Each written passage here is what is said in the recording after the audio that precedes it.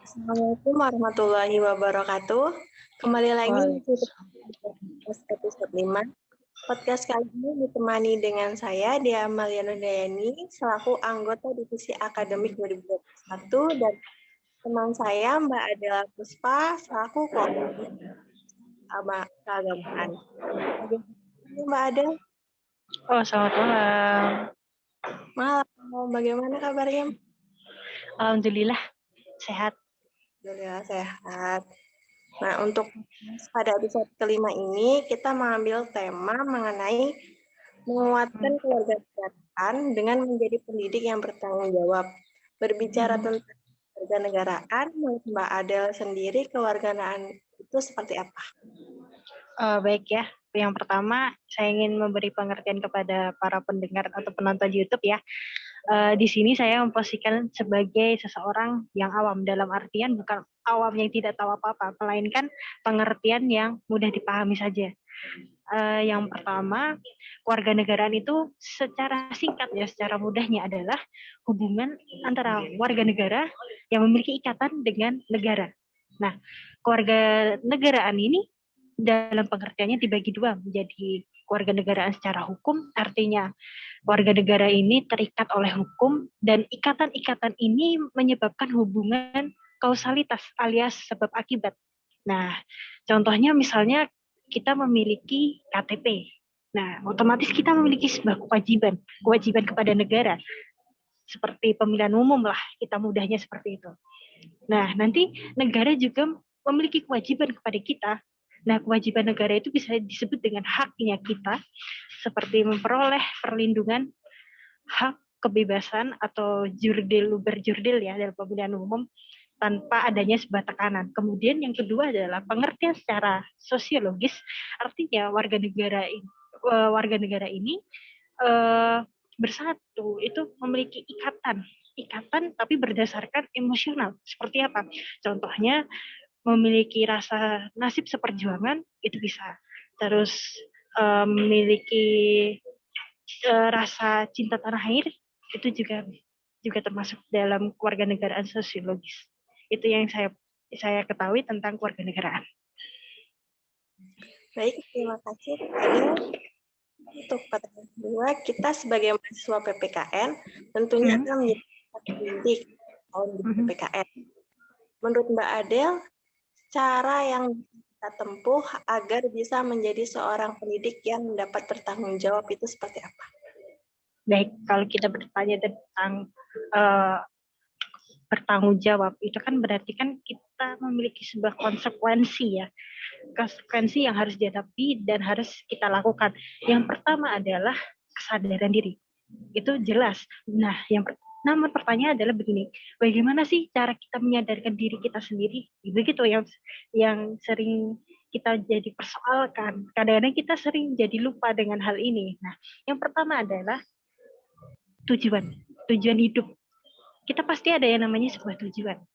Nah, kalian bisa berbicara pada diri sendiri, misalnya di cermin, atau misalnya kalau anak-anak sekarang bilangnya galau, memikirkan diri sendiri. Begini, aku menjadi pendidik itu tujuanku apa? Begitu. Nah, kalau menjadi pendidik itu kan pasti ada sebuah konsekuensi, ada sebuah tanggung jawab yang kita ketahui seperti memberikan ilmu dan segalanya. Nah, cara kita bertanggung jawab sebagai pendidik adalah kita harus tetap belajar. Sebagaimanapun kita harus tetap belajar. Walaupun sudah mendapat sertifikasi dan sebagainya, yang namanya belajar, kita harus berusaha menambah ilmu yang kemudian kita sebarkan kepada orang-orang. Itu yang pertama. Yang kedua sebagai pendidik adalah tentang, kalau saya pribadi adalah tentang harga diri.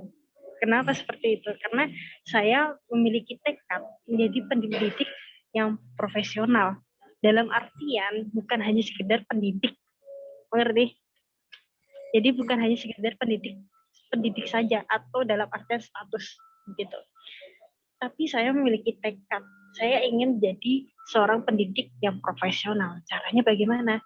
Ya caranya saya harus mendapatkan sertifikasi. Kemudian apalagi saya ingin menjadi seorang guru. Terus saya tingkatkan lagi, saya ingin menjadi seorang dosen. Nah, seperti itu. Itu kan jadi sebuah acuan. Kita harus mempunyai motivasi, kita harus mempunyai visi dalam hidup. Nah, itu juga menjadi salah satu cara kita bertanggung jawab. Bukan hanya kepada diri sendiri, tapi melainkan juga kepada orang lain. Begitu. Mbak, terima kasih. Kemudian Mbak Adel, bagaimana Mas PKN sebagai calon pendidik dalam merealisasikan akhlak kewarganegaraan itu seperti apa? Akhlak kewarganegaraan. Yang pertama kita beri pengertian terlebih dahulu akhlak kewarganegaraan itu seperti apa. Salah satu tokoh atau ahli mengatakan akhlak kewarganegaraan itu intinya lebih mementingkan kepentingan umum daripada kepentingan diri sendiri. Nah, yang harus kita pahami adalah bahwa kita adalah manusia yang hidup sosial bersama-sama. Ya, kita tidak bisa menampik fakta bahwa kita juga bersifat individual. Namun, yang menjadi pertanyaan adalah kita harus mengatur diri kita sendiri. Kapan kita harus individualisme, kapan kita harus bersosial atau sosial, maksudnya sebagai makhluk sosial. Kita berindividual itu ya seperti saya katakan tadi dengan cara bertanggung jawab. Itu sebagai titik kita sebagai manusia yang individual. Bertanggung jawab untuk diri sendiri. Nah, kemudian untuk makhluk yang sosial, itu artinya kita tidak bisa hidup tanpa bantuan orang lain. Itu sifat alamiah.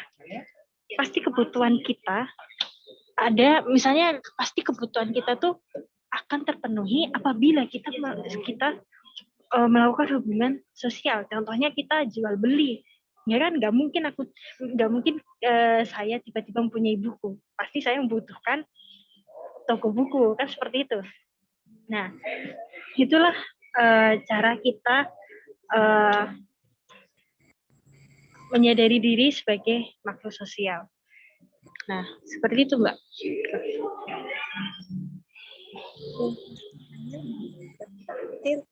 Warga melakukan terutama bertanggung jawab dan juga berusaha ya Mbak. Ya, jadi kita menyadari bahwa kita tuh tidak bisa hidup tanpa bantuan orang lain. Oleh karena itu kita jangan selalu egois. Karena bagaimanapun juga ketika kita di kehidupan sosial pasti ada yang namanya sanksi. Kalau kita berperilaku egois misalnya menyebalkan, pasti kita akan dijauhi hanya karena kita ingin mementingkan diri sendiri, kan seperti itu. Nah, kita kan tidak bisa hidup sendiri, pasti membutuhkan orang lain. Nah, itu salah satu caranya. Menyadari bahwa kita adalah makhluk sosial.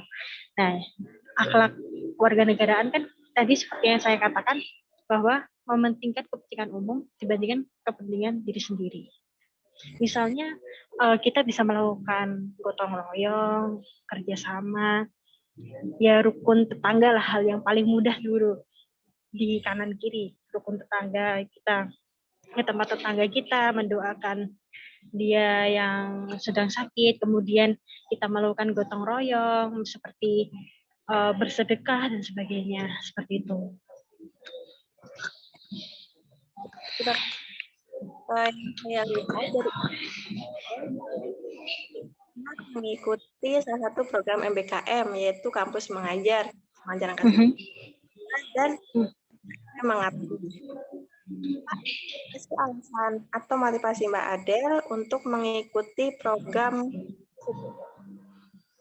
Oh, baik. Motivasi yang pertama adalah ingin menguji kemampuan diri saya, kualitas. Apakah saya sebagai mahasiswa yang mempelajari teori tentang pembelajaran pendidikan ini bisa saya aplikasikan secara nyata, ya kan? Kan seperti itu. Saya ingin seperti itu. Apakah kualitas saya sudah baik? Oleh karena itu saya mencoba kampus mengajar, kemudian saya mengikuti FKIP Mengabdi karena saya ingin memberikan pengalaman pada diri saya dan mengenal dunia kerja, walaupun belum sedalam dunia kerja yang asli, tapi paling tidak kan tergambarkan, oh seperti ini toh ternyata menghadapi anak-anak yang usianya masih SD itu ternyata tidak gampang, karena saya waktu itu pernah ada masalah hampir dilabrak oleh orang tua wali karena bahasa saya yang terlalu ketinggian untuk seorang anak SD gitu. Jadi saya perbaiki di acara FK Pengabdi. Waktu itu saya mengajar PAUD, saya gunakan bahasa-bahasa yang lebih mudah sehingga dimengerti oleh anak-anak tentang apa yang harus mereka lakukan, kemudian kita bermain bersama. Jadi sebuah kesalahan saya yang di kampus mengajar, saya perbaiki di FK Pengabdi. Begitu. Boleh diceritakan sedikit, Mbak, yang tadi Mbak sudah jelaskan dari FK Pengabdi dan kampus mengajar angkatan 2, kegiatan apa saja yang dilakukan di sana, Mbak? Oke, kalau jika kampus mengajar itu banyak ya, dari mengajar saya pegang kelas 4 sekolah dasar, saya mengajar ya seperti biasa, seperti guru-guru mengajar, kemudian merekap nilainya anak-anak, terus melakukan presensi anak-anak, menyiapkan materi untuk anak-anak, karena waktu itu sedang online, masih semi blended ya, online offline begitu, tapi lebih sering online ya. Jadi hal yang pertama saya lakukan adalah melihat kondisi dari sekolah itu dan dari orang tua wali. Dalam artian begini, ternyata di sana tidak seluruhnya anak-anak memiliki ponsel, masih bergabung dengan orang tua. Itu yang pertama. Kalau saya menggunakan Zoom atau Google Meet, itu pasti akan memberatkan karena pasti orang tua akan membawa ponselnya untuk bekerja. Sementara anak-anak masih bergabung, maksudnya masih menggunakan ponsel orang tuanya. Jadi menggunakan yang paling realistis saat itu adalah menggunakan grup WhatsApp. Itu paling realistis yang dilakukan ya, sesekali Zoom, emang sesekali Zoom, tapi tidak terlalu sering, mungkin sebulan sekali. Begitu saya mengirimkan materi di grup chat agar bisa dibaca 24 jam. Nah, kemudian kita tanya jawab di dalam grup chat. Mereka sangat aktif ya, bahkan menjawabnya menggunakan voice note, menggunakan VN, suaranya imut sekali. Mereka menjawabnya dengan antusias, bahkan sampai jam 7 malam masih ada yang menjawab pertanyaan, karena waktu itu saya berkata materi ini 24 jam. Itu mereka sangat antusias sekali. Kemudian saya mengupload video materi di YouTube, jadi anak-anak juga bisa melihatnya di YouTube jika ingin penjelasannya lebih rinci, karena kalau jika di grup chat mungkin bisa saja terhapus sih, maksudnya bisa saja dihapus oleh orang tua begitu. Jadi saya menggunakan media yang ada seperti grup chat dan YouTube. Terus kemudian yang FK Pengabdi itu offline, kami datang ke PAUD begitu, bersama 3 orang, yaitu Mbak Sanji, saya sendiri, dan Mbak Dwi Lestari. Kita mengajar materi tapi singkat-singkat saja. Dan yang saya banggakan dari anak-anak adalah mereka sudah paham tentang Pancasila, seperti menyebutkan sila pertama sampai sila kelima.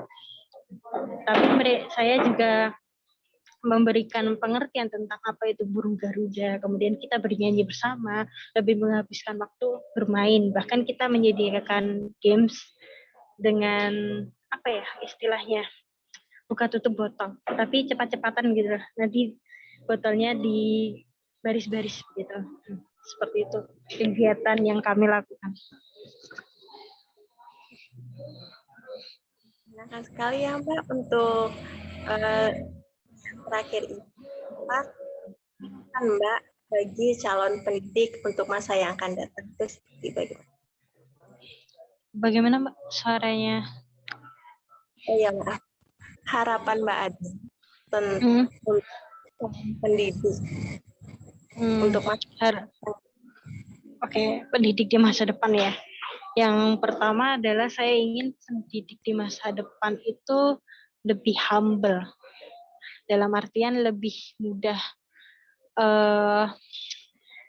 mendekatkan diri kepada siswa ya, apalagi kita kan sebagai pendidik di sekolah menengah ya.